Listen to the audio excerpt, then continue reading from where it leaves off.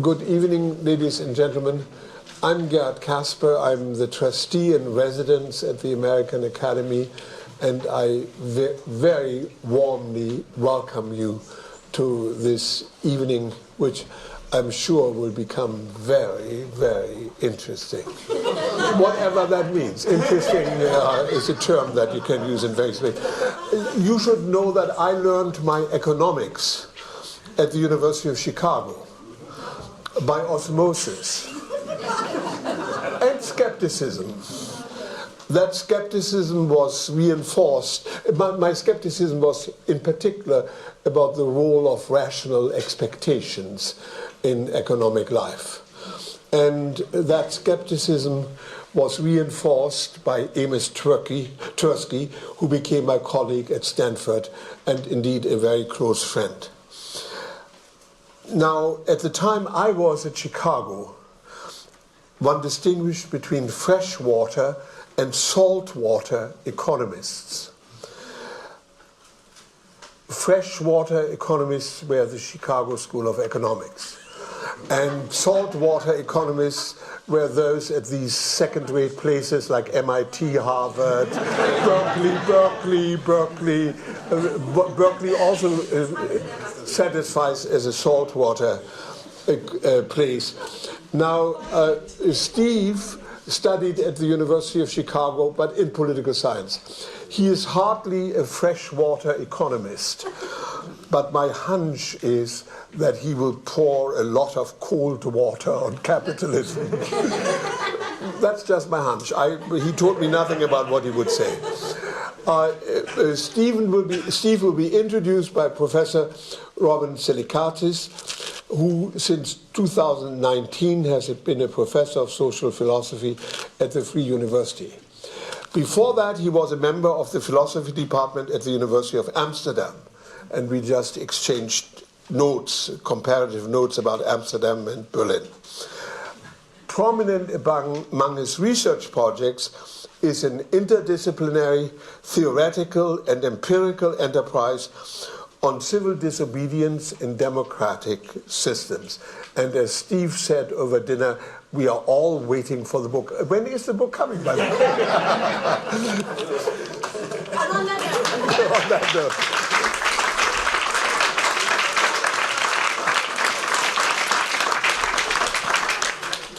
Thanks so much, Gerhard Casper, for this introduction and for the question. I take it as an additional motivation to finish it up as soon as possible, but knowing the teaching load of a German professor, I won't make any promises at this point.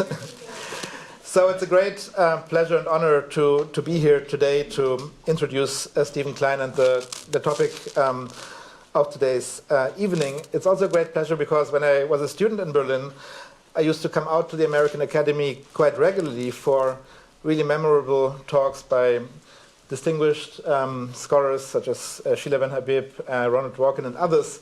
I most remember, however, a talk by Michael Tausig. I think it was in 2007 or something. I don't know, was anyone at this talk who's in the room here tonight?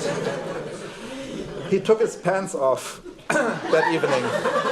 I won't go into the details, but it was quite impressive as a theoretical demonstration of a point, of course, he wanted to make as an apologist. But tonight we're going to address a different topic in a different way. Stephen is going to talk about capitalism and democracy. Now, capitalism is back on the agenda, and you have heard this phrase before. Indeed, for the last 10 years or so, this has been a popular phrase in introducing speakers whose work focuses on the dynamics and crisis of capitalism as an economic system and a mode of social organization. So capitalism is back on the agenda, means it has been on the agenda for quite some time now. Of course, inequality, unemployment, and economic globalization have been on the agenda, both the political and the academic agenda, for much longer. But it was really the financial crisis of 2007, 2008 that led to a return of capitalism as an analytical and critical category, and to the rediscovery of authors such as Karl Marx and Karl Polanyi, to anticipate the two Karls that we will hear more about in tonight's talk, who have, of course, again been on the reading list of philosophy and sociology seminars for a long time, but who now made it back into the tool set of trying to understand the systemic character of the crisis that we're experiencing.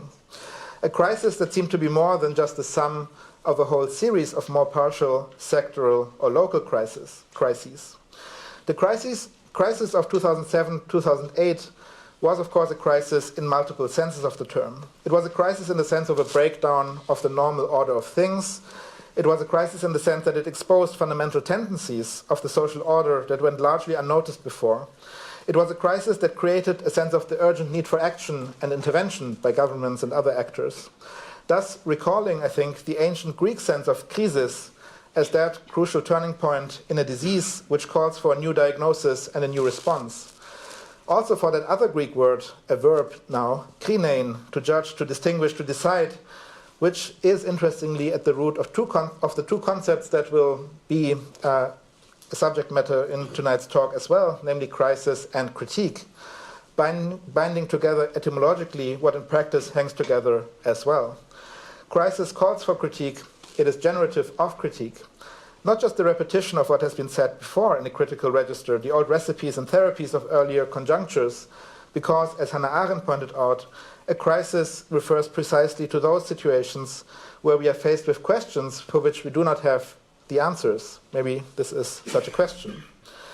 Crises are situations in which the old is dying and the new has not yet been born, as Antonio Gramsci put it from his prison cell in fascist Italy. In this interregnum, the time between the dying of the old and the birth of the new, not only a whole range of morbid symptoms appear, as Gramsci pointed out, today maybe the deadly rise of right-wing authoritarianism in the US, Europe, and Brazil comes to mind. In addition to this more grim side of the interregnum, it also affords and calls for new theoretical concepts and political visions. I believe the political visions aside and only briefly indicate what is happening on the level of theory. I'm a theorist after all, and so is Stephen.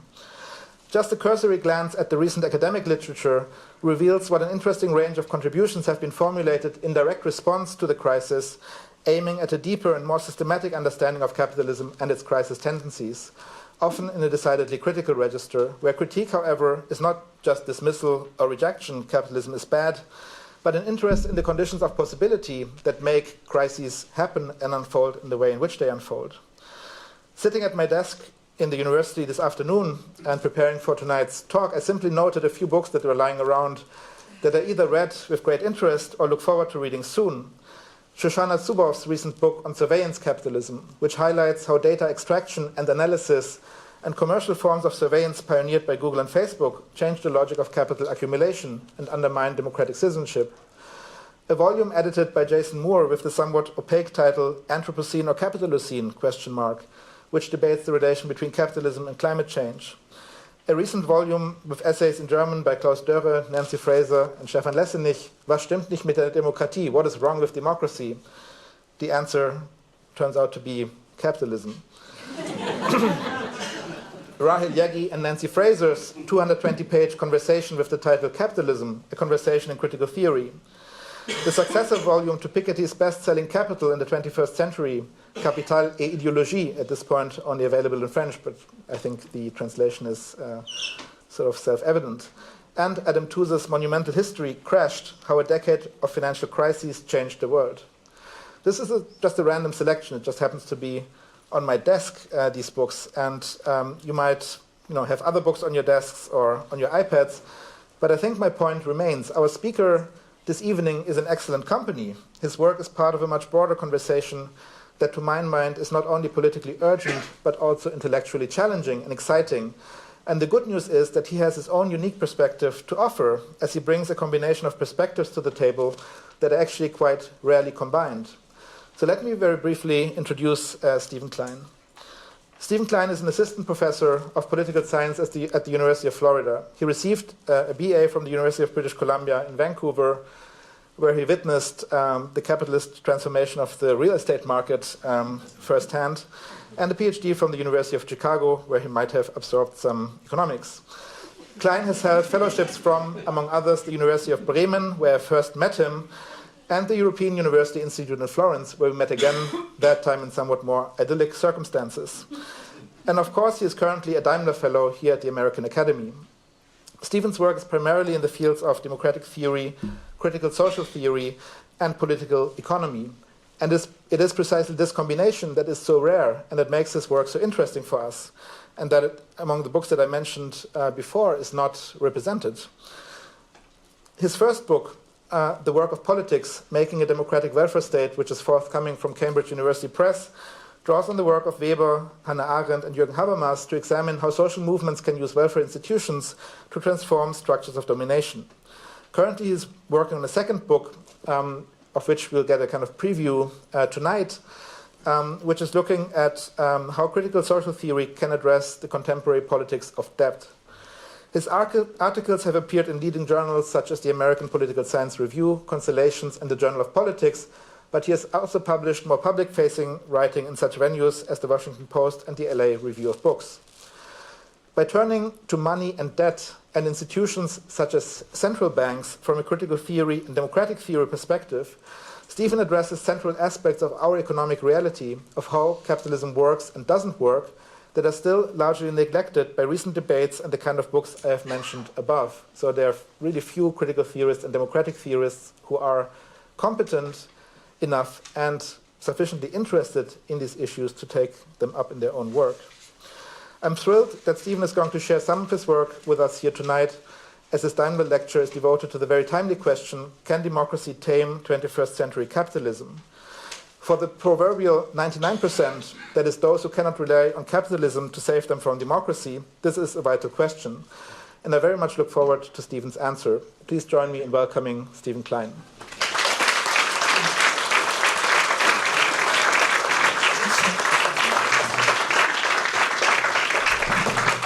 Wonderful. Must be okay. Hello, everyone. Thank you so much for coming tonight. Thank you, Robin, for the wonderful introduction. Thank you, Gerhard, for the introduction of the introduction. It's really just such a pleasure to be here, to have the opportunity to share some of my recent work, some of what I've been thinking about lately with all of you on this fine evening here in the Hans Arnold Center. I also just want to thank the Academy for all the support that they provided to me over the last few months, in particular to thank Caitlin for helping set up this event, and Matthias for helping set it up. Also to thank Reinhold and Francesco for all the help with the food and service, both tonight and more generally, which is what really makes the Academy particularly special. I'd also like to thank my fellows for helping provide such a remarkable once-in-a-lifetime intellectual experience here at the Academy. It really is part of what makes it such a unique place to do work, that you're brought together with very intelligent people who also are in totally disparate fields to your own, and yet you find these amazing intellectual connections. And then finally, I'd like to thank my partner, Renee, for all her support over the last few months and several years as I've been ruminating on the questions that I'm going to share with you tonight. So, let me begin. In 1848, in his short, brilliant manifesto written for the Communist League, Karl Marx declared that capitalism was producing its own Totengräber, grave diggers. Now, it's one thing to say that capitalism will have its grave diggers, classes and groups who fail to benefit from its institutional structure and so turn against it. But in what sense does capitalism, according to Marx, produce them? Indeed, Marx says that it produces them vor allem, above all else. It's a very strange claim. So what does he mean by this? And it's so, I think, because according to Marx, the inner essence of capitalism is actually cooperation and not market competition. So while in the markets for labor or other goods, competition between producers or workers seems to rule, once you peer inside the factory, Marx says, you see that cooperation is, and this is to quote from Das Kapital, the historical form, so cooperation, not competition, is the historical form peculiar to and specifically distinguishing the capitalist process of production, as depicted here, from Marx's own time. And so Marx's argument is this. Capitalists gather together workers into giant factories, teach them to work together, and indeed teach them to sort of politically associate with each other, but then expect to be obeyed even after the capitalists have proven themselves superfluous. So this is what Marx thinks is happening. And now Marx got a lot of things wrong, I think. He failed to appreciate the relative autonomy and fragility of political institutions and political freedoms. He at times proposes a deterministic philosophy of history, which we should reject.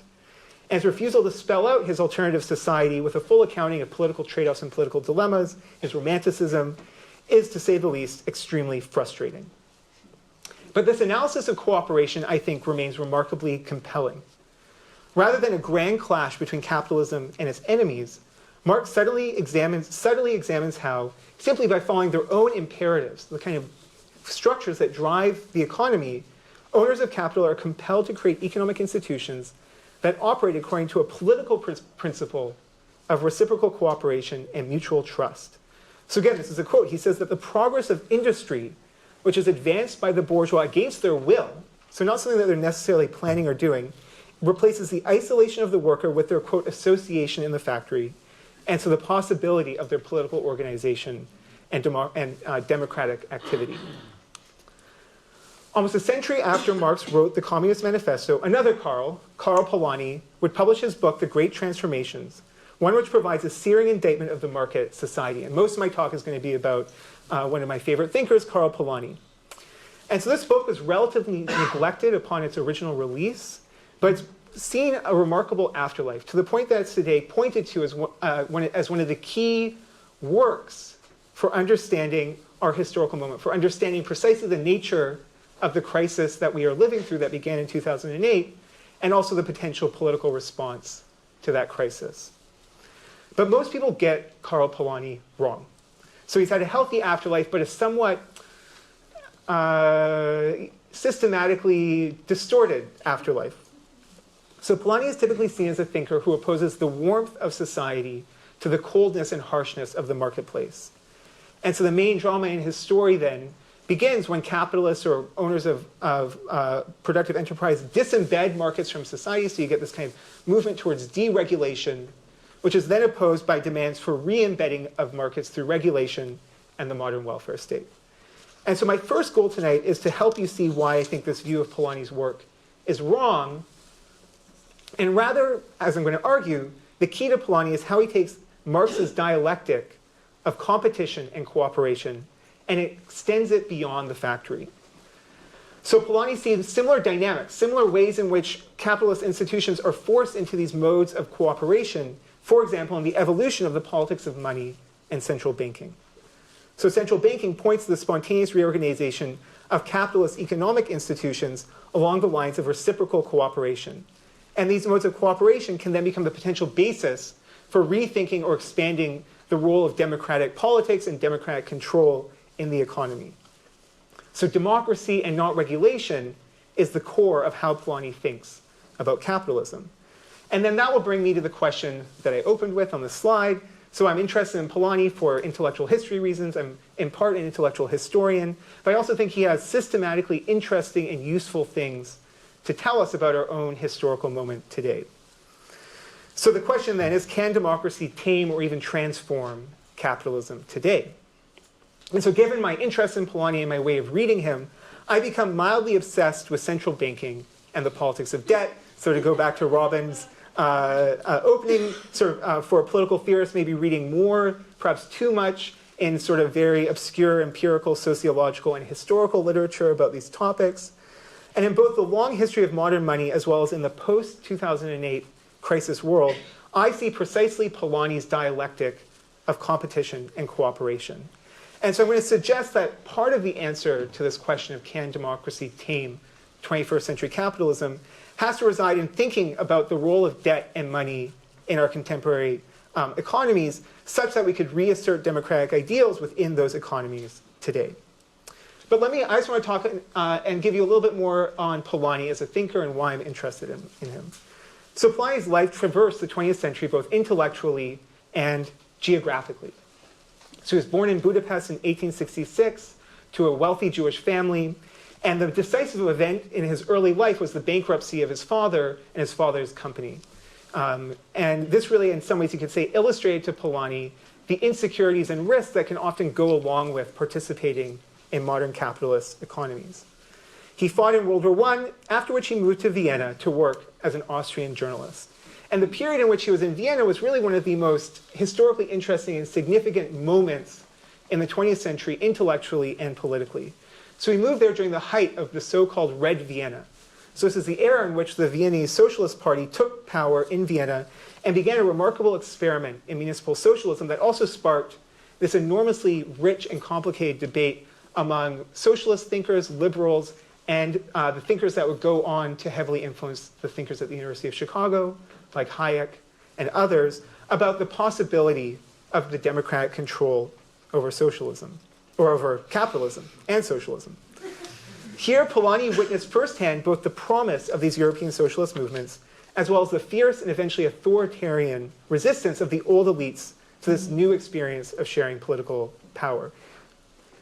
So he eventually fled Austria. His wife fought in the Austrian Civil War, was a military leader there. Polanyi was able to leave first.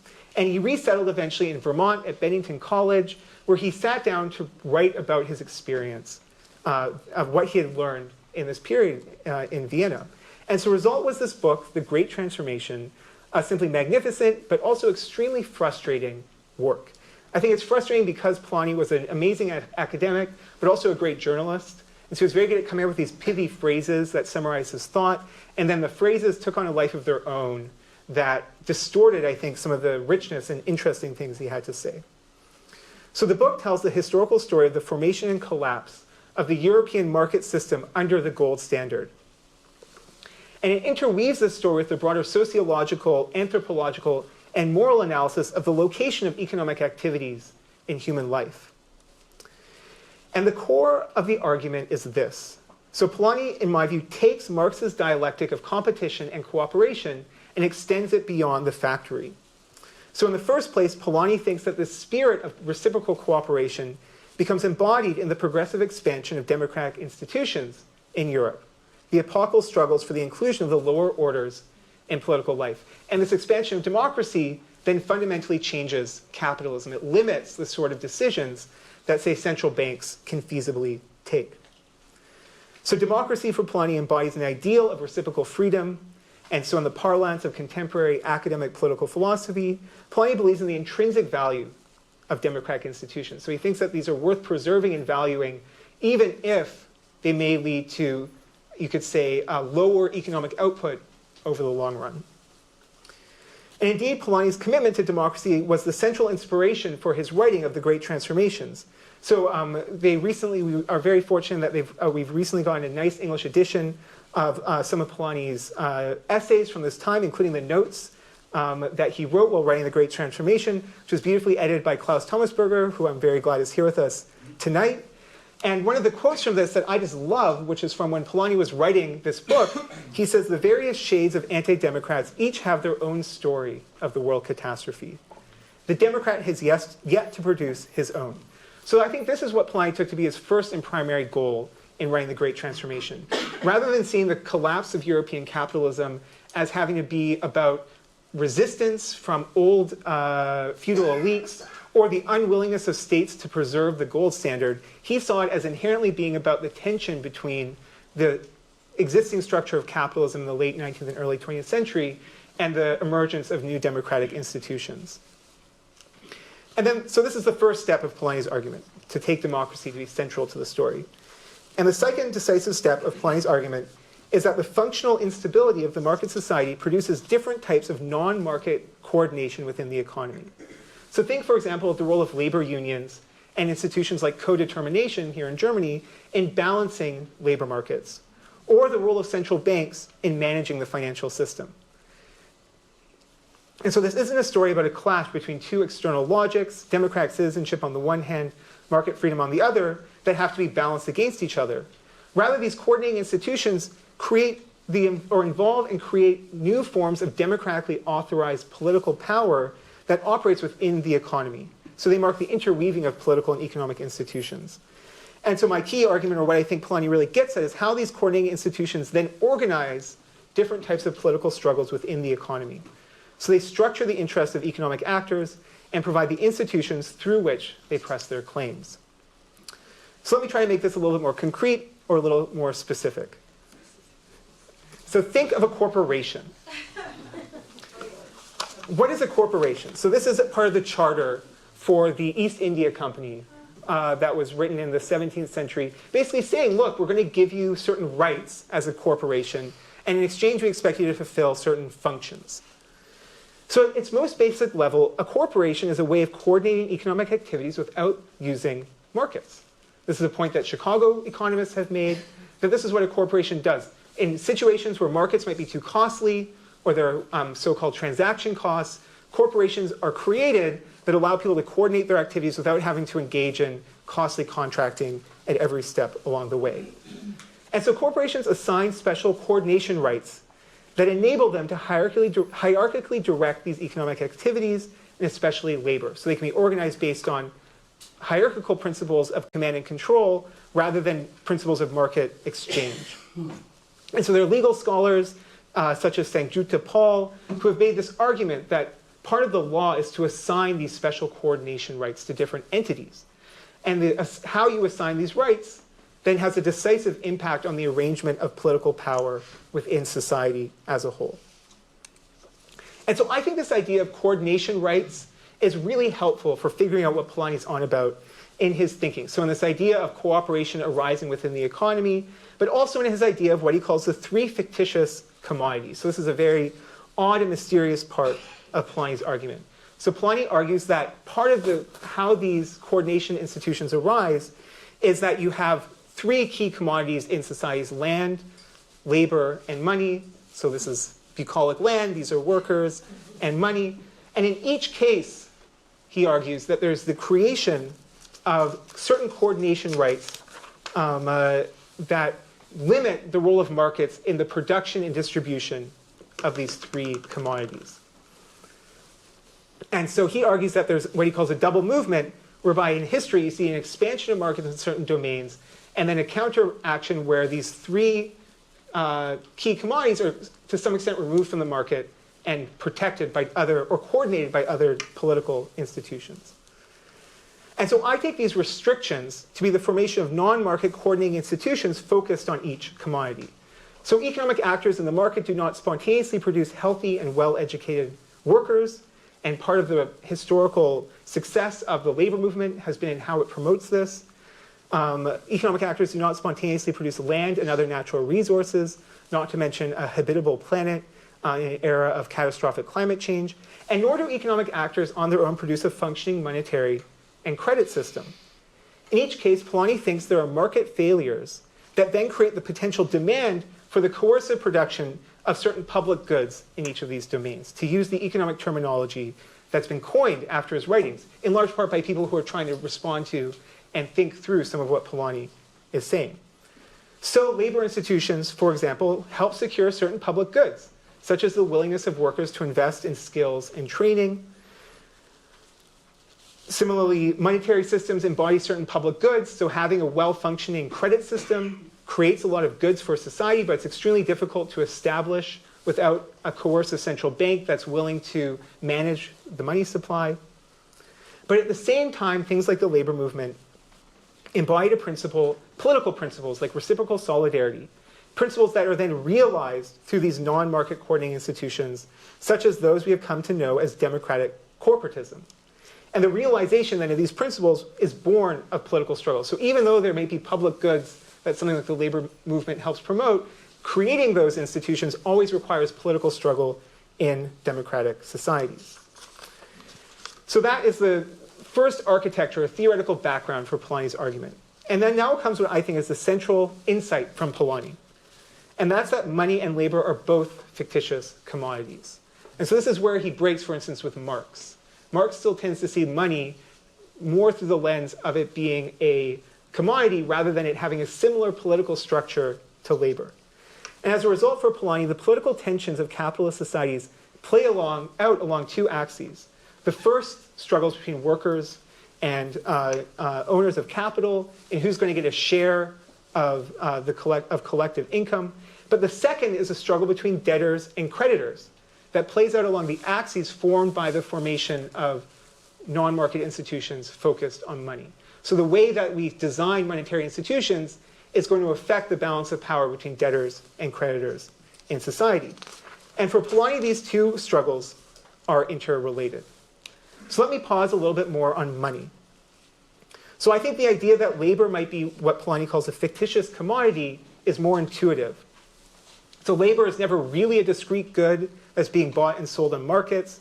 Rather, labor contracts tend to be open-ended and underspecified, and labor relationships are often governed by distinctive legal categories like agency law. So this kind of treats workers as more like servants rather than someone who you have a contract with and you can sort of say, did they fulfill their contract? So there's all these ways in our society that we sort of recognize that labor relationships are not pure exchanges of a good that can be regulated via a contract.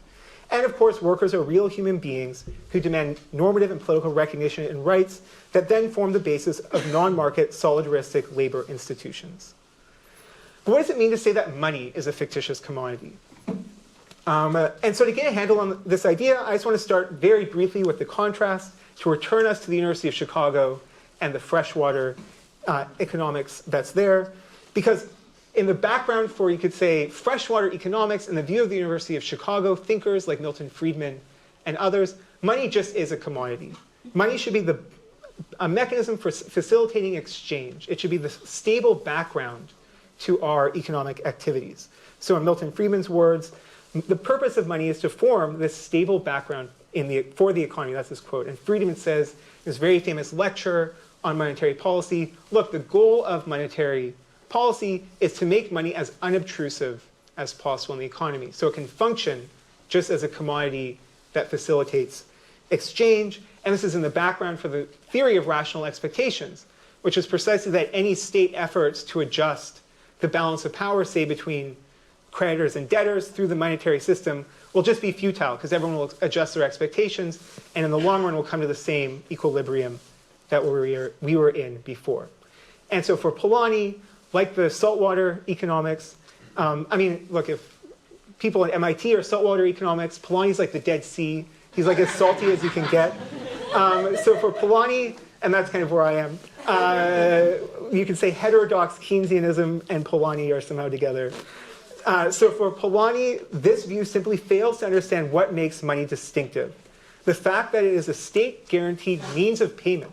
So for Polanyi, the key face of money that's missed by this idea that money can just be a background for the economy is that money is essentially a relationship of debt and credit, where you sort of say that, you know, I'm going to repay you, and the way that what money does is it facilitates those exchanges of repayment. You know that if you're a creditor and someone gives you money, then the state will transfer the money to you, and you no longer can claim that debt.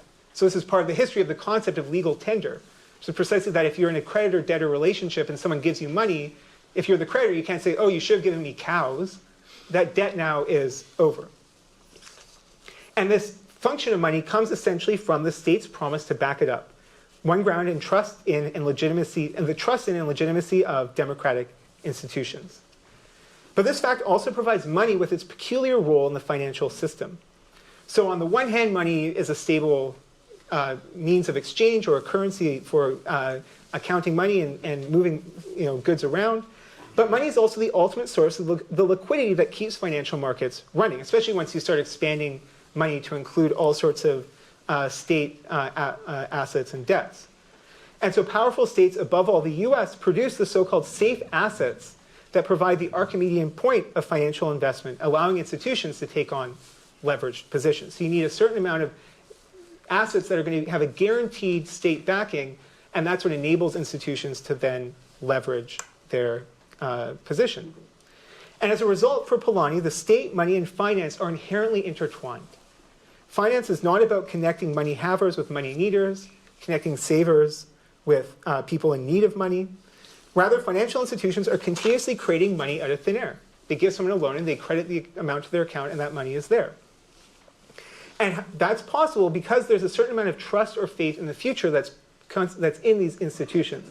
So that even in the worst case scenario, the state, that as the political community as a whole, will backstop the financial system. So there's a kind of, money plays a sort of securing role in enabling people to engage in various forms of future-oriented credit and debt contracts, often in contexts where it's very hard to sort of know exactly, something might have a market value right now, but if you're making a loan, you're sort of trying to figure out what the market value of that activity will be 10 or 15 years from now. So there's a lot of complicated non-market judgments that go into judging risk and insecurity.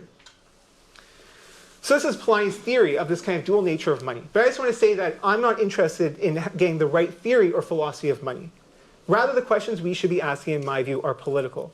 How does the structure of modern banking and financial systems affect political and economic conflict in society?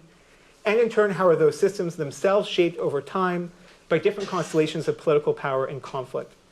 And finally, what would a more democratic and equitable monetary system look like? And what are the pathways towards realizing that today? And so my interest in these questions and in Polanyi really began after the 2008 financial crisis. Okay, so that was the conceptual part of the talk. Now I'm going to go more into some history and politics to try to, again, make it more concrete. So I view the 2008 financial crisis as marking a new chapter in the conflict between democracy and capitalism. And today we're witnessing global revolts ranging from anti-austerity movements in Europe to unrest in countries like Ecuador and Chile that can be traced back to the crisis. And while the initial crisis management and bailouts may have grabbed the headlines at the time, the painful effects of deleveraging the financial bubble has taken its time to work its way through economic and political systems. And so there's no straightforward and necessary connection between an economic crisis, to return to one of Robin's main themes, and a crisis of political legitimacy.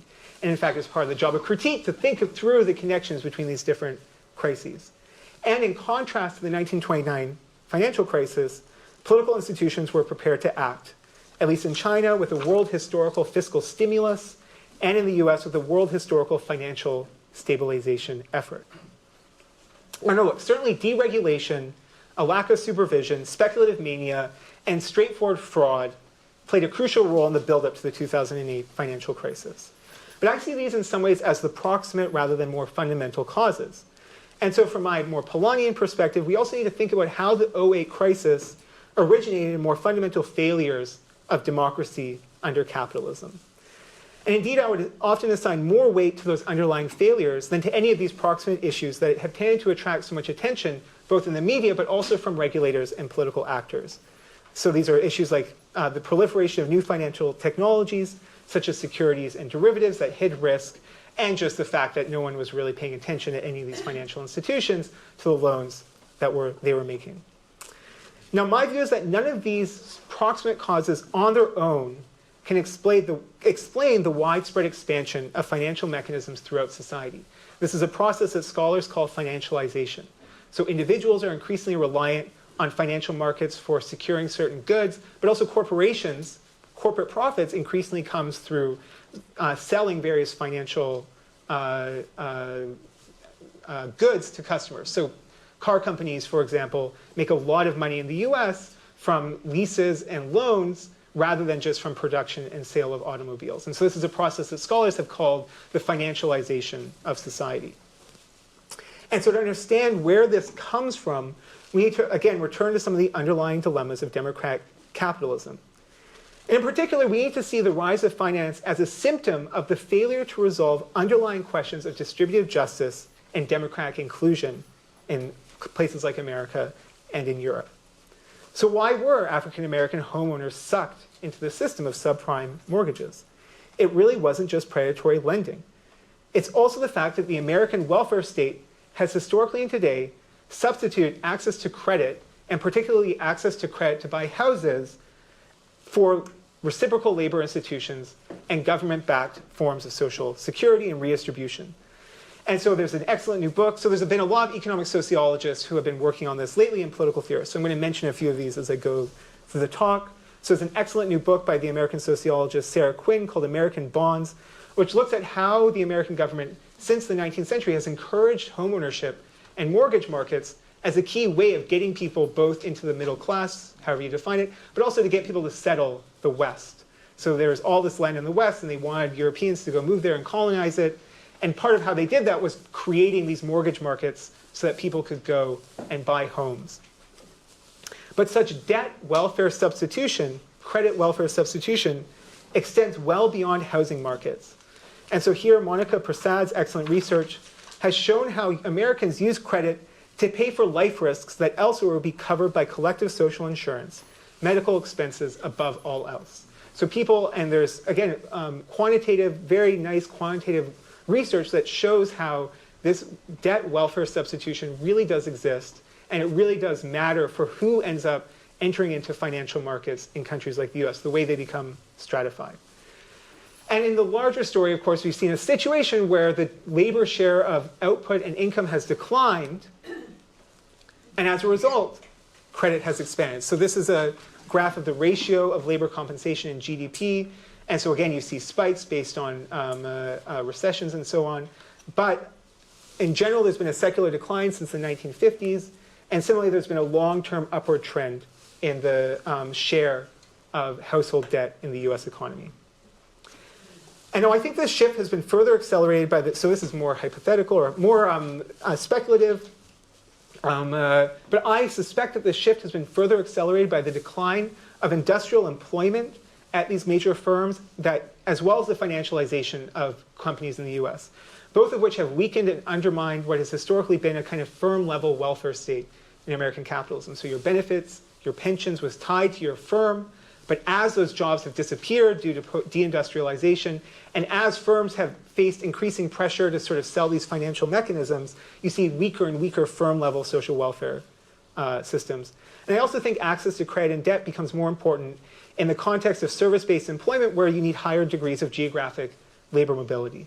Again, in the absence of national-level labor market institutions.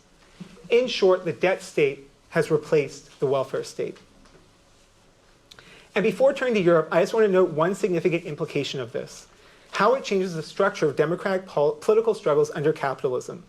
And so part of the appeal of government subsidizing access to credit is precisely that it enables politicians to avoid politically costly political battles over distributive justice and fairness. Rather, it covers these distributive conflicts with the illusion of individual achievement and desert. And further, the use of credit markets atomizes political constituencies.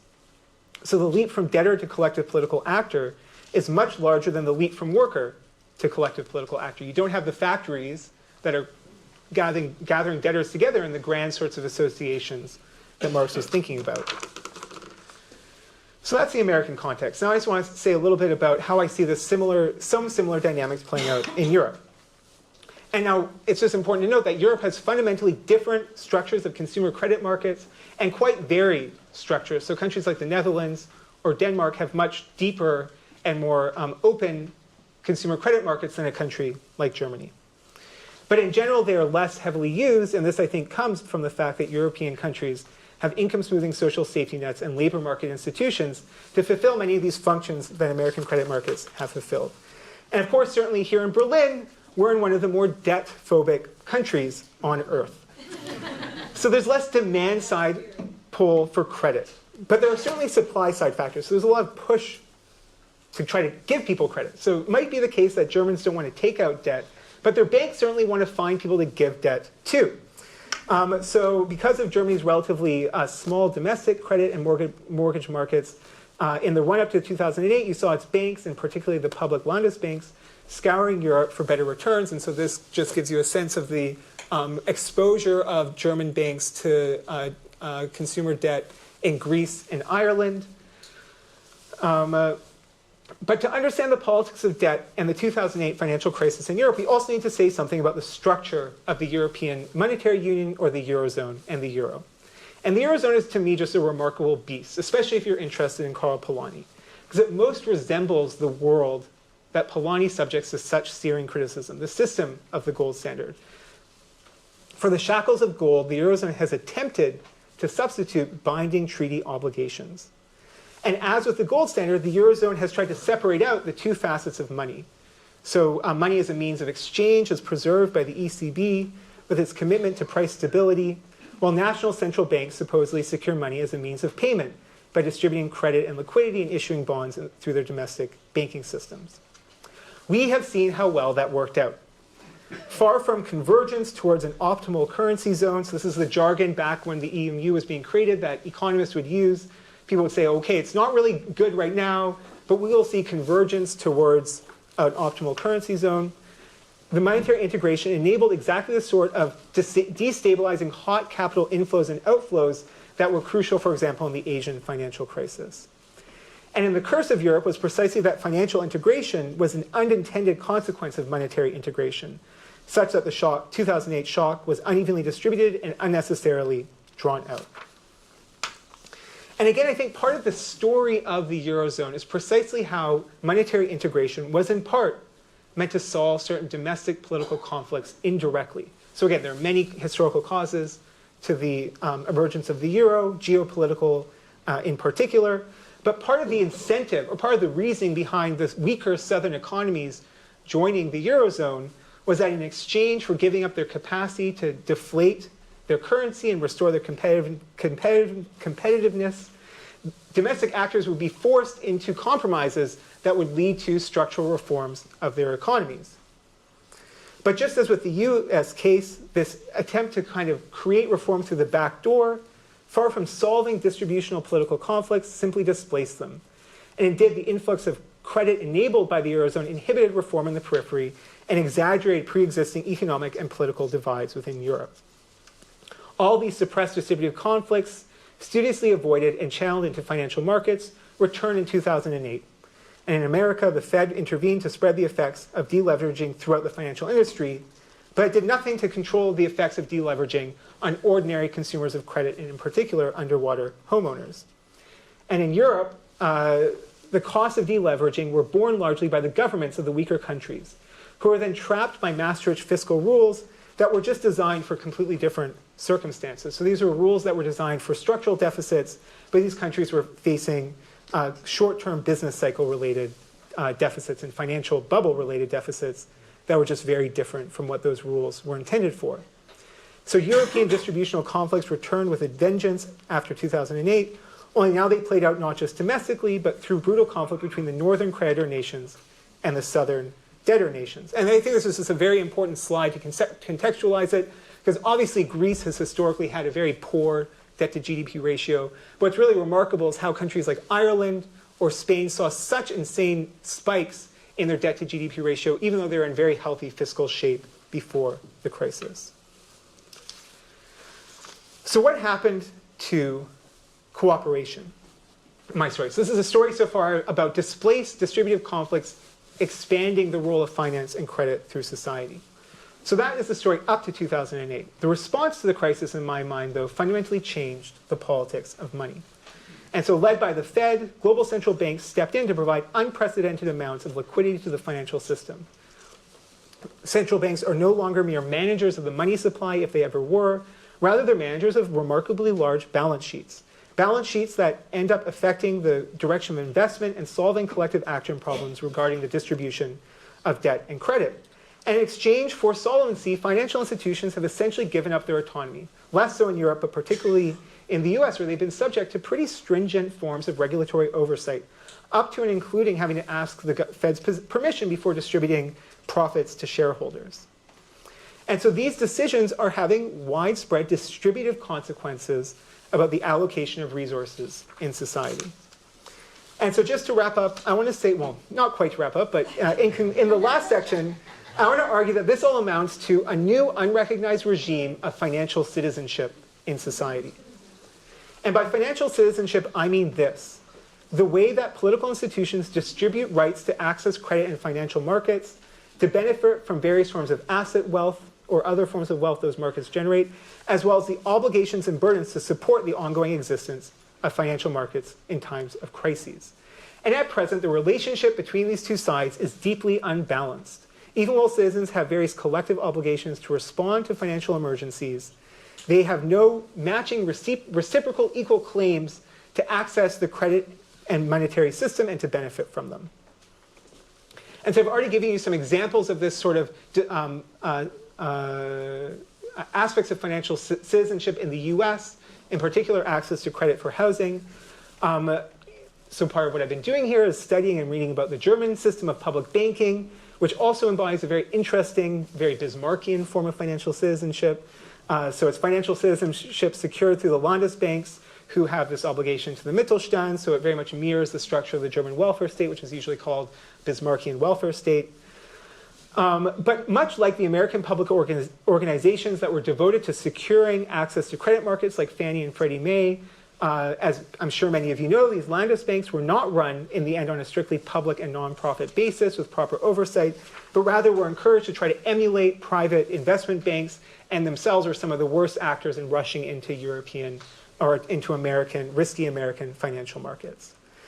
And so I'm not talking about inventing something from scratch when I talk about financial citizenship. Rather, we need to universalize and equalize the implicit system of financial citizenship we already have and see how a lot of historical struggles, such as access to home ownership, have involved the stratification or the differential access to these sorts of different forms of financial citizenship. And the ground of financial citizenship, in my view, is the fact that democratic communities as a whole provide the collateral for central banks. So central banks have the peculiar power to issue money precisely because they have the implied collateral of being able to coercively raise tax revenue in the future. That's where central banks came from, and that's part of the kind of essence of what they're trying to do. They're trying to say, look, states should have this unique capacity to create money precisely because they have the capacity to coercively raise resources in the future. And so ultimately, the power to make money is grounded in the democratic legitimacy of political communities. But this all then raises a host of fundamental normative and political questions. If we all, in our collective capacity as citizens, secure the ongoing existence of modern financial systems, then what are we owed by finance, and what do we owe to each other? And so here I think we need to fundamentally reconsider the role of central banks in securing financial citizenship. And so currently the dominant ideology of central banking places them in a very strange position. Even as they massively make and shape markets through their extensive portfolios, they have to conform to certain images of market neutrality that denies in theory what they are doing anyway in practice. And so I want to argue that we've seen a shift, there's been a first shift in central banks after the 2008 financial crisis, from Ulysses and the Sirens to Hobbes's Leviathan. So in the era of central bank independence, the great moderation, the dominant model of central banks was that we need to tie the hands of central bankers to the mast. So we have to have clear objective markers of targets for central banks to aim at so that people could form rational expectations around the future. However, in the wake of the 2008 crisis, what we saw is that we had to untie the hands of central bankers so that they can take extraordinary steps, emergency steps necessary to secure the financial system. They have to act as sovereign powers who can take the sort of domestic steps necessary, much like the state has to have sovereign power to take emergency actions abroad.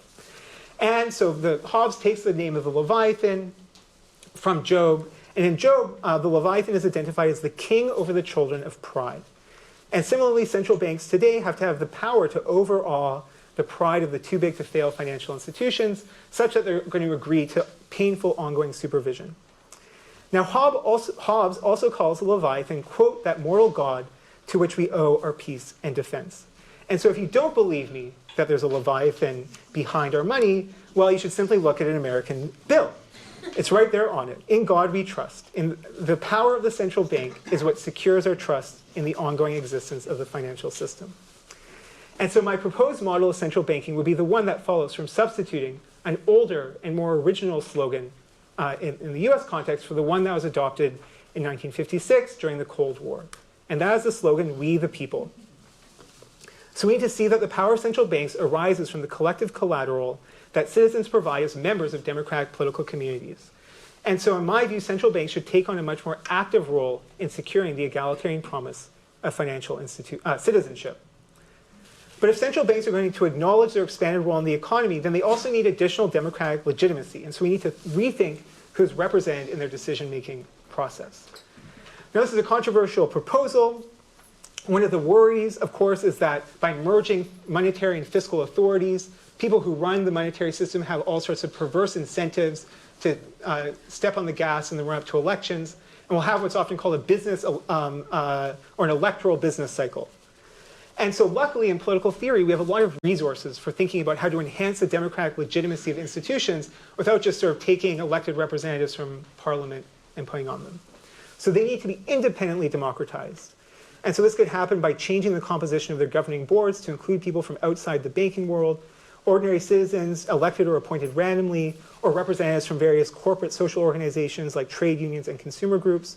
Or it could mean adding in new governing bodies that could have supervisory or coordinating roles for things like quantitative easing. So you could separate out some of the different functions of central banks, such that when there are clear distributional issues, you have bodies that have additional democratic legitimacy to help steer those decisions.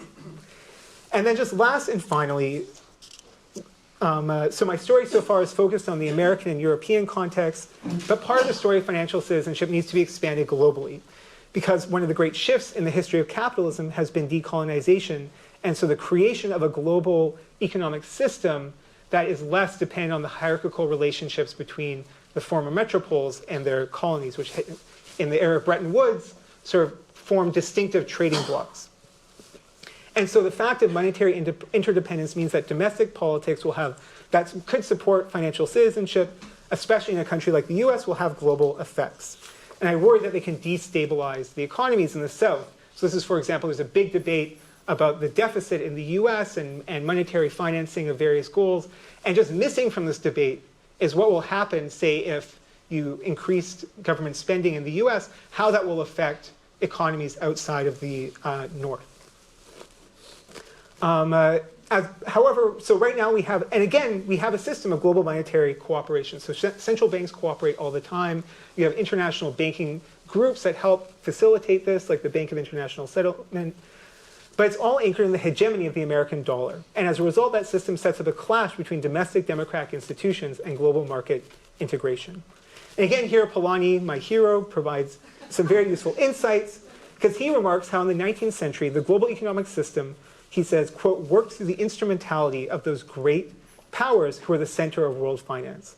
And as a consequence, he thought those great powers would push to overturn democratic decisions in debtor countries and impose institutions that would act as a check on the, quote, finances and currencies of those debtor countries. And so they would basically try to overthrow the democratic power of those countries in order to secure their power as creditors. Now, Polanyi himself hoped that out of the ruins of the new old world, cornerstones of the new can be seen to emerge economic collaboration of governments and the liberty to organize national life at will. The system that was built at his time, ranging from the IMF to the Eurozone, failed to realize either such genuine collaboration or the liberty to organize national life at will. Rather, it created a new form of the market society, one built on ideas like central bank independence and constitutional constraint of democratic majorities. But today, after the 2008 financial crisis revealed new possibilities for domestic and global economic cooperation, we are perhaps in a better position to realize Polanyi's vision for the democratic control of markets. Thank you very much. So at the end of your talk, you came back to the issue that you started with, the very ambitious question, can democracy tame capitalism? And you gave the outlines of a very ambitious answer, the Polanyian program. And it got even more ambitious in a way by your attempt at the end to scale it up in a way to the transnational dimension. And I would really like you to say a bit more about that, because one could still worry in a way that the two parts of your title pull in different directions. I mean, capitalism is so clearly a global and transnational phenomenon today that the question whether democracy can tame it immediately runs into the issue that democracy still is largely a national, if at all, organizational form, and that even financial citizenship as a possible extension of democratic citizenship would presumably first take hold on a national level. So what ways really are there to scale up democracy and even something like financial citizenship to the level of transnational global capitalist interaction and even monetary interdependence, as you point out, that we are in a way stuck with? Fantastic. So to start with an easy question, I thought just that would be a good one. straight across the plate. It's a great question. It's one that troubles me greatly, because I think it's very much I worry very much that the sort of debates I'm interested in about restoring the democratic control of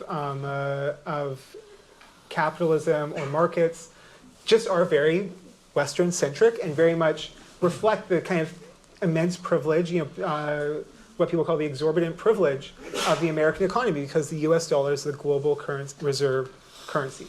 So this is just a problem I think about very greatly, or I'm trying to think about while I'm here and in the future. So I have a few things I'll say. So one is part of if you look at the history of global cooperation economically in the period Polanyi is talking about, it's always happened under the aegis of a hegemonic political power. So whether it's Britain or America, that is what is providing the reserve currency to the world. So the first step is saying, could we figure out a way of having global financial integration that did not presuppose this hegemon?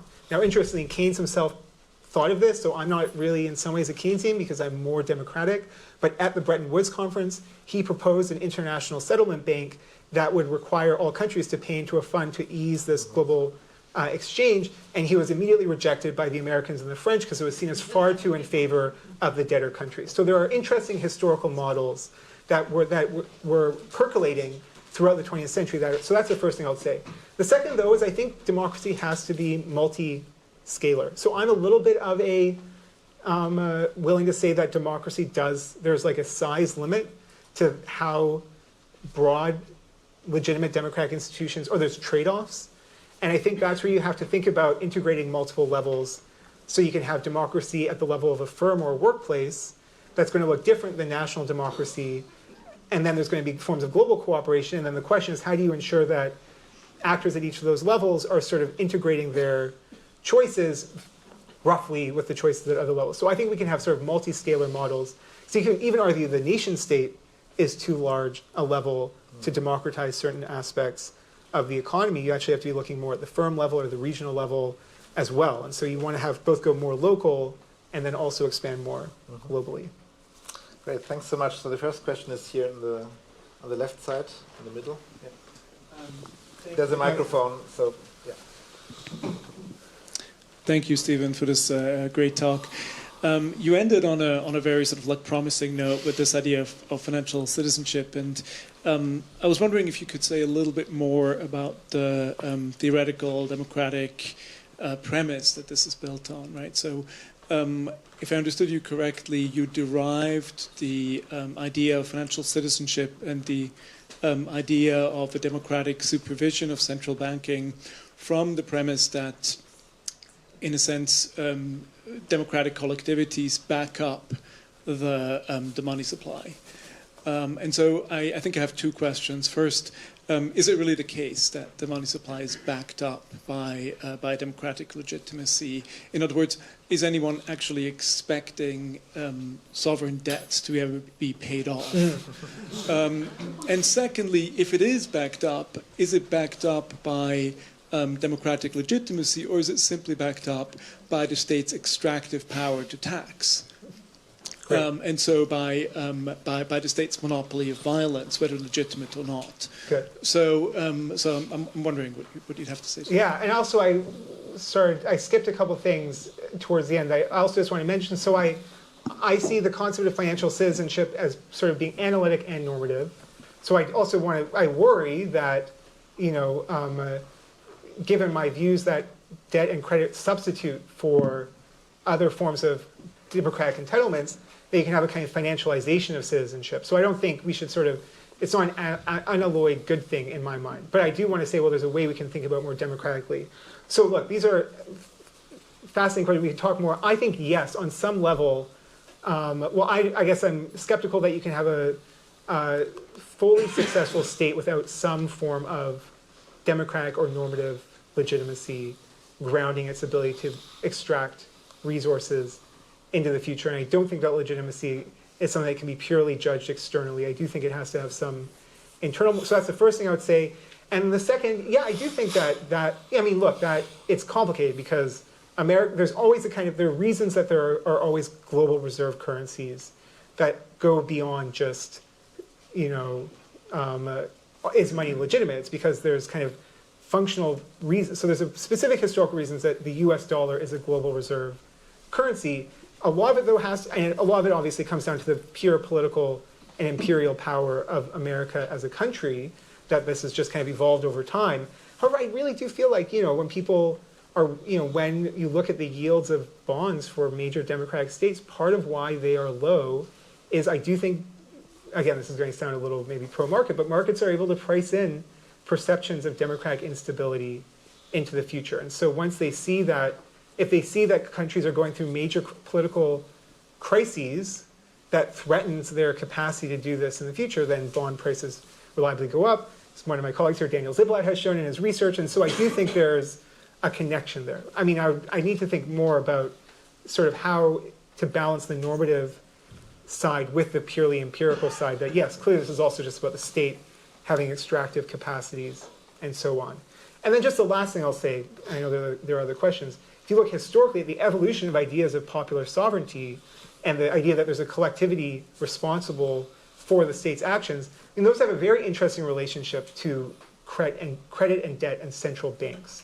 And so I think there's a kind of very interesting historical process whereby the ideal of collective sovereignty comes about in part to say, well, who is the agent that's going to be responsible for these debts into the future? And so it's not like a pure great thing that's outside of that historical process, but at least provides a foothold for critiquing certain economic practices as they currently exist as contradictory or incoherent. Thank you. The next question is here on the right. Yes, thank you. Thank you, Steve, for Manfred Nitsch. I'm an economics professor here at Freie Universität. Your faculty and emeritus there. And I wonder whether this historical process shouldn't be taken a little bit further. I looked up in Polanyi that there were these excessive liberalizations and commodifications of the three commodities or non-commodities which you mentioned in the 19th century, and that wasn't conquered by democracy, but by First World War, jingoism, and nationalism. Mm-hmm. Something similar, according to Polanyi, happened after in the Weimar Republic and in the interwar period, where again it was not democracy which conquered afterwards the market and over liberalization, but the political entities were fascists. So it becomes even more dangerous and even more urgent, what you say, when you look back at these historical processes of Polanyi, when you say in the beginning now, the question is not whether democracy is going to convince and surmount and conquer and dominate capitalism, but whether, again, something like fascist ideas are the ones who are to conquer liberal market economies. Is that something which you would follow? That was my interpretation of Polanyi. It's something I would greatly worry about. And I think part of what Polanyi is fascinated by about the interwar period is how trapped they were institutionally. So there's a way in which sort of no one could imagine an alternative to the gold standard, and yet it had become clear that the gold standard was unworkable. In an era of mass democracy where you couldn't expect workers to accept, especially in the wake of World War I, so the kind of Cole's Note version of Polanyi's story is, look, to make the gold standard function, you have to have highly flexible labor markets so you can have domestic supply-side deflation rather than currency depreciation. And that works fine so long as you don't have universal democracy. But once you have universal suffrage and workers have rights secured through the political system, you can't just sort of say to them, we're going to cut your salaries, especially in the wake of World War I, where you have people who fought in the war and now feel a very strong entitlement to their social benefits. And so this is part of what Polanyi, I think, he says at one point, the gold standard was like a religion that no one could look outside of. And so especially in Germany, where the tension was most extreme, the constant efforts to stay on the gold standard was incredibly destabilizing. And the constant efforts to impose austerity domestically was incredibly destabilizing politically. So certainly, I mean, but what's fascinating about it is it's not like people were willfully trying to undermine democracy in order to protect this thing they thought was so great, the gold standard. They just couldn't figure out any alternative. Now, I will say I see some similarities to the sense in which kind of everyone knows that the response to the Eurozone crisis was deeply perverse, and yet there was a way in which people were, actors were trapped by the institutional logic of the European Union in imposing these harsh forms of austerity in the southern periphery that were extremely politically destabilizing on those countries, whatever way, whether it's economically correct or incorrect, whether they deserve it or they don't deserve it, whoever made the mistakes, just as an empirical matter, that's a very politically destabilizing thing to do to a society when you have external actors saying, you need to now restructure your whole social contract. So yes, I think that's always the fear, is because of these institutional traps, the only group that then is able to benefit are anti-democrats who have the willpower and the certainty to sort of respond to the economic crisis. Now look, it seems there are obviously also differences from the interwar period. Like we did learn lessons. So, Ben Bernanke was studying history. And so it's not like the response was as extreme, but you still see, I think, ways in which the institutional logic of these certain institutions really can end up being very politically destabilizing in ways that no one really intends or wants, but it does create these opportunities. So let's just hope, though, that, I mean, this is, we're still all here, so we're still at a moment at which we can maybe make our political choices, so we're not yet in that situation. Thanks. There's a question in the back.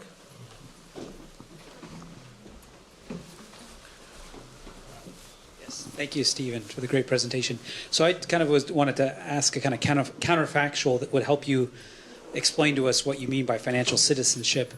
And so imagine a world before 2008 in which financial citizenship existed in the way that you are proposing. What would have been different? I mean, what if the financial crisis not happened? How would the world look different up until 2008? Can you explain that? So I think two things I would say. So one is, and this goes back a little bit to my earlier, so part of it I would just say if we, in America had stronger social citizenship, there would be less of a need for financial citizenship. So that's the first thing I would say. The second thing, though, I would say is, like, imagine a world in which you did not have federal housing authority subsidized mortgages being repackaged by government-sponsored entities like Fannie and Freddie Mae. Rather, you just had public mortgages where people were issued these through institutions that did not have this kind of competing pressure to securitize those mortgages. You just said, look, this is a public right to say, at least, maybe get access to credit for a down payment or to get certain forms of public-private ownership of mortgages. And the institutions doing this were not in this weird space where they're sort of ostensibly private actors receiving these government subsidies. I can't say for certain that the financial crisis wouldn't have happened, but I certainly think it would have been less severe if you did not have, again, the model that you had in the US was we're going to subsidize it, but then we'll let these private corporations kind of profit from it. So it's not really a citizenship entitlement, rather it's kind of help to enter into mortgage markets. Whereas if you just made it a citizenship entitlement and then said to these institutions, look, we're not going to let you financialize, resell the products on secondary markets, I think that would have had much less destabilizing effects macroeconomically. That's my wager, at least. This question here at the front. I'd be interested in your exploring a little bit more what you mean by the sort of democratic deficit in central banking. In the United States, the central bank has 12 regional branches. They have an explicit remit that is to cover sectors, agriculture, industry, etc., with regional perspectives as well. I'd just be curious on your perspectives there. What do you mean by democratization? And sort of the second order question is, in many countries, the currencies have been destroyed by the democratization of central banking. We think of Yugoslavia, a central bank controlled by the political process. The two most recent governors of the Reserve Bank of India resigned over the political heavy hand, democratic, admittedly. It's a democracy, India. But safeguarding a currency is not a small job, and I'm curious how you see the trade-off between, if any, between democratization of central banking and preservation of the three rules of the currency. Good, thank you. So, this is the dilemma, right? It's precisely how you sort of think about the relationship between those two things in an era, especially of low inflation, of potentially secular stagnation. So look, as I'm sure you know, until the 70s, the kind of embeddedness of central banks in political decision-making was much more taken for granted. I mean, up until the 90s in the UK, for example, there was kind of the notion of central banking independence still had a lot of politically controversial aspects. And so you could say healthier democratic societies, yes, there are issues, and you could say there is slightly persistently high inflation, but there's also much less inequality. There's much higher rates of labor unionization. So there's a kind of coordination between all these institutions that occurred for a while,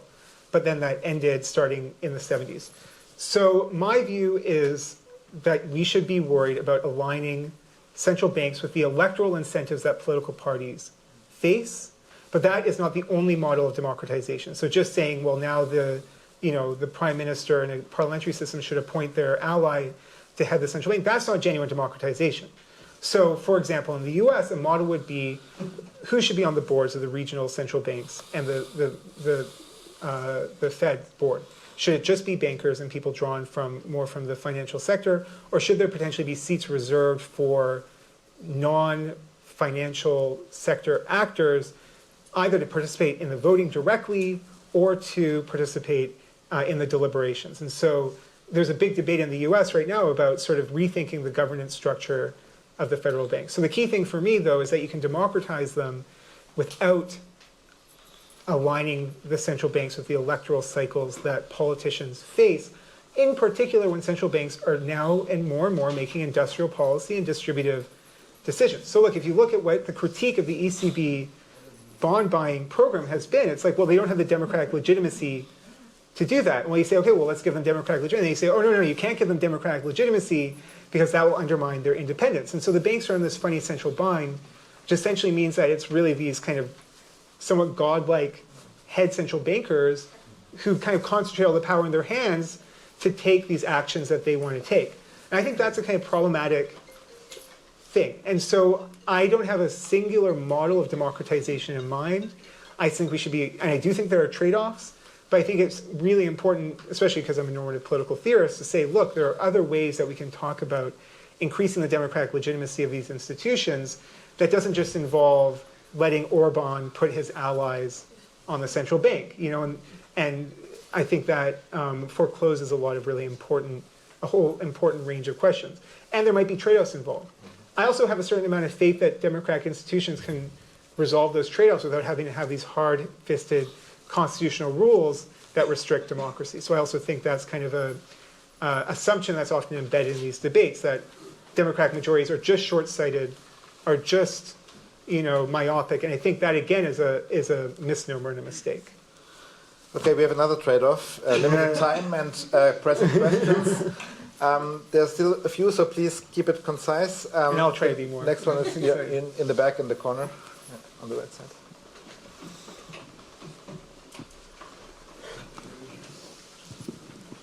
Yeah, thank you, Stephen, for your talk. It was very interesting. When I think, or people I know think about the problems they have with capitalism, one of the few things they talk about is central banking, but I think about inequalities in wealth or income, things like that. And I feel you introduced this kind of, the cleavage between labor and capital, and then between debtor and creditor, but then you do not focus on this at all anymore in the talk that followed. Mm-hmm. So I was wondering, why do you feel that just focusing on central bank would at all impact fundamentally the kind of distribution of wealth and income we have in our society? Good. So I'll try to be quicker as well. So I see the politics of central banking as a key weakness in, I guess, what you could broadly call the social democratic political project as it arose throughout the 20th century. So there's just no cohesive effort to think through what a more democratic institutional structure for central banking could look like that could be integrated with other forms of struggle, and so that is why central banking independence was a key part of the counter-reaction to the crisis, you could say, of the late 60s, early 70s, when those power-sharing institutions that were built in the post-war era went into crisis. And so I think it was a weakness. All the way from Sweden to the US, the counter-reaction was essentially about restoring the autonomy of the creation of money so that monetary authorities would do things like impose extremely high interest rates or a recession and discipline the labor movement.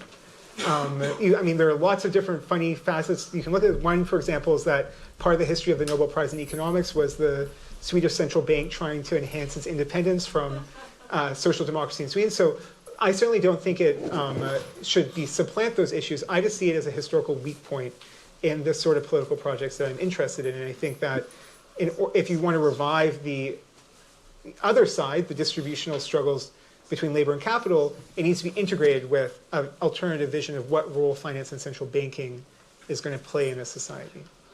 Okay, I'm afraid we only have time for one final question. There was one just here on the left, just in front of you. Yeah. And the others might have to ask their question after the Q&A. Thanks a lot for the lecture, very interesting as well. Alluding a little bit to the gentleman in front of me, if it's all a question of power and hegemony, and we're living in a world where hegemons are being challenged. Where do the state-fostered monetary principles of China play in? Is this an issue that could present perhaps a different model, moving away from the democratic model? Yeah. If it supplies, it's citizen, they provide collateral, so is this a challenging model? This goes back to Eve's, Right? And the second issue with the European open issue, would you recommend actually completing the political union, fostering a constitutional process, building one treasury for the whole of Europe, and eventually becoming a leveraged player in the world? Yeah, great. Good, small questions to end on. So yeah, it's a great question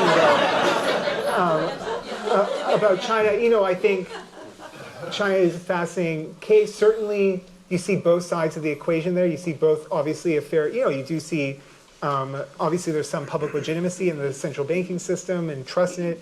You also see a lot of using credit and debt to pacify economic and political conflicts in society very aggressively. So I think you see both sides. I just need to think more about that. Look, Europe, I mean, if you're amongst political theorists, we can argue endlessly about European integration. Clearly, and again, there are many people here who have argued this much more powerfully than I am. You know, you need to pick a direction. I mean, you're in the suboptimal, you know, you're in a suboptimal political equilibrium, lowest common denominator, intergovernmental veto power situation right now, minimal winning coalition, as political scientists would talk about, and that's really bad. So I think, you know, look, maybe you're not going to unwind the Eurozone. Maybe the Eurozone was a mistake. There's a strong argument that that's the case. But now that you have it, you have to sort of, I think then you kind of have to accept politically, like this is just a very suboptimal situation. And look, they even are, you know, everyone's taking their baby steps. I saw today they announced the beginning of a Eurozone budget. I don't think it's real, but like they're calling it that. You know, so you see that there's obviously actors who recognize this. But yeah, if you want the Eurozone, you need to have fiscal transfers and fiscal buffers, and that's just obvious. Or you don't have it at all and you give up the benefits. But I think the current situation clearly is the worst of both worlds. So on that note, I will end.